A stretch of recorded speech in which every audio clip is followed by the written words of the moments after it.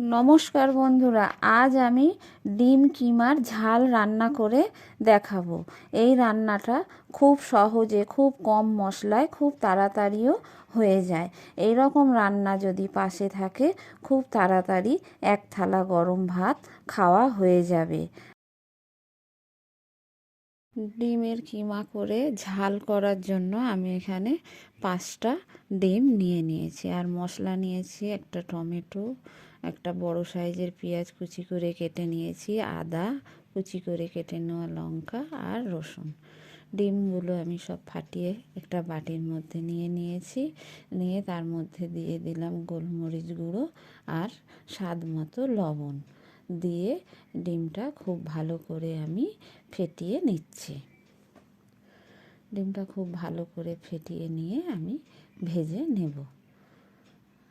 এই দেখুন, ডিমটা এইভাবে পুরো ফাটিয়ে নিতে হবে, যাতে গোলমরিচের গুঁড়ো আর লবণ সব ডিমের মধ্যে মিশে যায়। ডিম ভাজার জন্য আমি কড়াইয়ে সরিষার তেল দিয়ে দিয়েছি। তেল খুব ভালোভাবে গরম হয়ে গেছে। এবার আমি ডিমের গোলাটা পুরো ঢেলে দিলাম। দিয়ে ডিমটা খুন্তি করে খুব ভালো করে নেড়ে চেড়ে নিতে হবে। আর খুন্তি করে নিয়ে আমি এটাকে কুচি কুচি করে নেব। এই দেখুন, এইভাবে যতক্ষণ না ডিমটা ঝুরো হয় ততক্ষণ আমি ডিমটা এইভাবেই ভাজতে থাকব। খুন্তি দিয়ে এইভাবে কেটে কেটে নিতে হবে। এইভাবে নেড়ে ঘেটে নিয়ে একদম পুরো ঝুরো করে নিতে হবে। এই দেখুন, ডিম ঝুরো আমার হয়ে গেছে, ভাজাও হয়ে গেছে খুব ভালোভাবে। এবার আমি ডিমটা নামিয়ে নিয়েছি। কড়াইয়ে আবারও সরিষার তেল দিয়ে দিলাম। ফোড়নে দিয়ে দিলাম গোটা জিরে।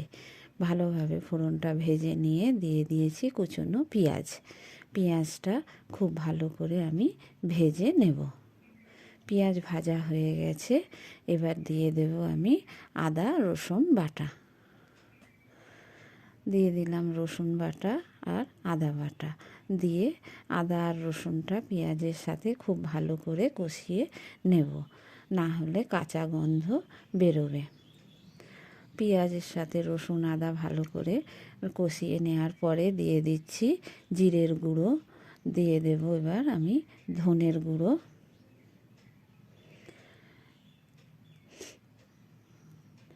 আর দিয়ে দেব লাল লঙ্কার গুঁড়ো। এবার দিয়ে দিলাম হলুদ। দিয়ে খুব ভালো করে আমি মশলাটা কষাতে থাকব। গুঁড়ো মশলা দিয়েছি, পুড়ে না যায় যাতে, সেই জন্য সামান্য একটু জল দিয়ে দিলাম। দিয়ে মশলাটা আমি খুব ভালো করে কষাবো যতক্ষণ না তেল ছেড়ে আসে মশলা থেকে। তেল ছেড়ে আসলে জানবো যে মশলাটা আমার কষানো হয়ে গেছে। এই দেখুন, মশলাটা কষানো হয়ে গেছে। এবার আমি দিয়ে দিলাম কেটে রাখা টমেটো আর লবণ, আর দিয়ে দিলাম কুচি করা লঙ্কা। দিয়ে ভালো করে আমি টমেটোটা মশলার সাথে আবারও কষিয়ে নেব। যতক্ষণ না টমেটোটা গলে যায় ততক্ষণ আমি কষাতে থাকব। মশলা খুব ভালো করে কষানো হয়ে গেছে টমেটোর সাথে, টমেটোগুলো গলে গেছে। এবার আমি দিয়ে দিলাম একটু মিট মশলা। ছোটো চামচের 1 চামচ মতো মিট মশলা দিয়ে দিয়েছি মশলা কষানোর সময়।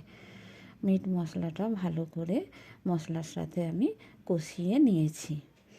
নিয়ে এবার আমি দিয়ে দেব পরিমাণ মতো জল। এটা খুব বেশি জল দিতে হবে না, ডিমটা তো ভাজা আছে, অল্প জল দিলেই হবে। একটু গ্রেভি গ্রেভি মতো হবে, একদম শুকনোও হবে না, আবার খুব বেশি ঝোলও হবে না। ঝোলটা ভালোভাবে ফুটে উঠেছে। এবার আমি দিয়ে দিলাম ওই কিমা করা ডিম। দিয়ে খুব ভালো করে আমি ঝোলের সাথে মিশিয়ে নিচ্ছি। নিয়ে আমি 10 মিনিট মতো এটা রান্না হতে দেব।